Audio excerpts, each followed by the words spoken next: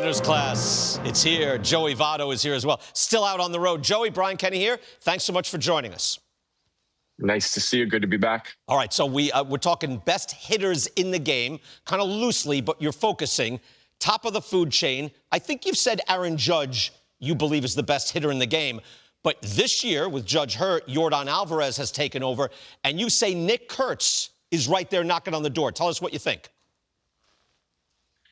Well, when I think best hitter in the game, I don't think about in 1 year snapshots. I think about in 3 year snapshots. You know, I played with Corey Patterson, Chicago Cubs center fielder, and played for the Reds for a little bit. And he said, never evaluate a player on 1 year. Always look at a player based on 3 years. Mm-hmm. And I think that, you know, Kurtz is early in his career and Yordan's as established as it gets. But I see a guy who has a chance to be the best hitter in the game. I see a guy who has a chance to be one of those special hitters during a generation. And I'll answer the question, why? Tools. The most important tools for a hitter: patience, being able to stay inside of his zone, bat speed, the way the bat comes through the zone, being able to hit both right and left-handed pitching. Mm-hmm. And Nick has absolutely every little bit of that. His only flaw, I suppose, is the high strikeout rate.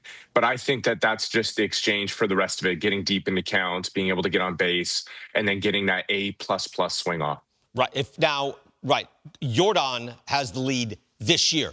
I would maintain, when I do top 10 right now, I used to do 3 years. Joey, I kind of lean toward 2 years now. I think things have changed dramatically now in the sport. I try to go 2 years, but last year was Yordan's one bad year. If you look now, guys, run some numbers up there. Right now, Yordan leads the league in total bases, leads the league in weighted runs created plus by a good margin, OPS plus, and again, runs created is a volume sport. This is under the hood now. So like the results data is in favor of Alvarez. This is now the StatCast numbers. What's the process? Ex-WOBA. Yordan has a huge lead on everybody, Joey. Barrel percentage, I like. Slight lead to Yordan. Kurtz is right there. Exit velo, it's close.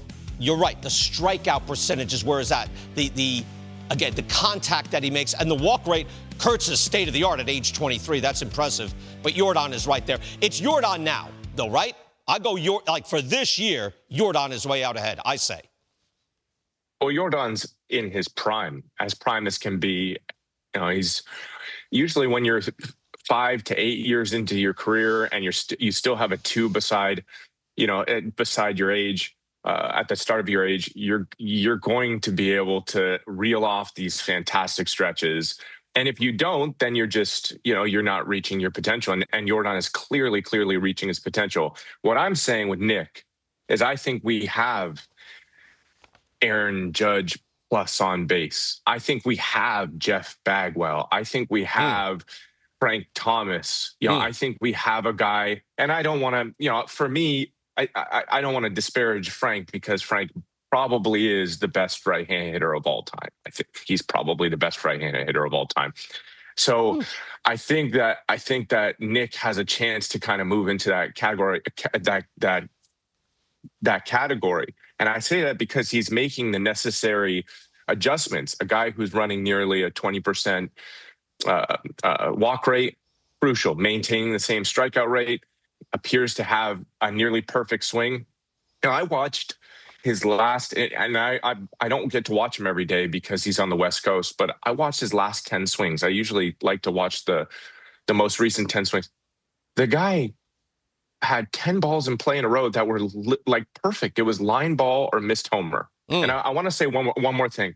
His slug is a little bit low, but relative to last year, I think he led the league in slug last year at like 620 clip. I played against Prince Fielder, and we were at first base one time, and I asked him a question about homers. I go, how do you hit homers? And he goes, homers aren't hit, they're thrown.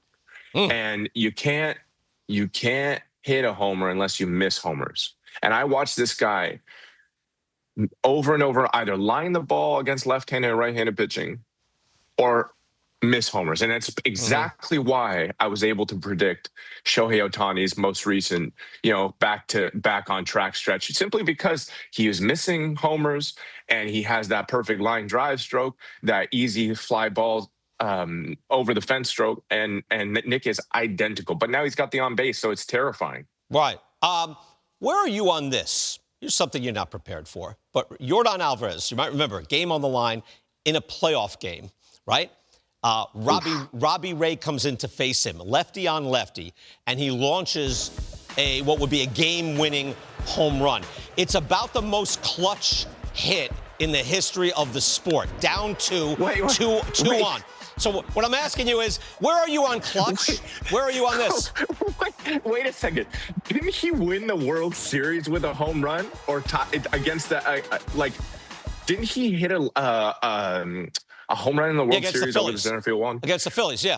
How are you bringing up this one and not that one? You're down 2 with 2 on, 2 outs in the ninth. It's the biggest win probability stretch, I believe, in the history of postseason baseball.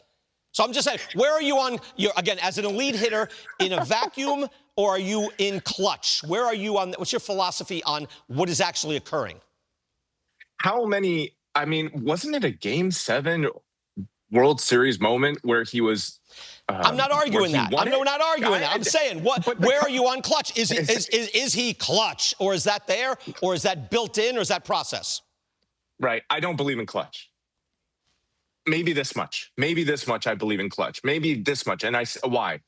Because good hitters are going to just do their thing. They're going to do their thing. The more opportunities they have, the more of a sample they have, the more they're going to regress back to their skill set. I don't know if we have many examples of a playoff hitter or a clutch moment hitter that had enough of a sample not to regress back to his mean. And so maybe Lou Brock, maybe Paul Molitor.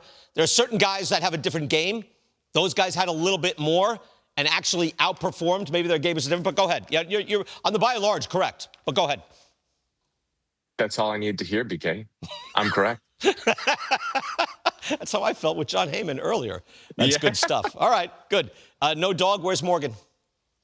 She's chilling right now. She's quiet during the interview. Right, it's sleep time. Let her sleep. Let sleeping dogs lie, as they say. There's a reason exactly why they say that. Definitely, especially with her. Exactly. Joey, great having you back on the show. We'll see you next week. Thank you.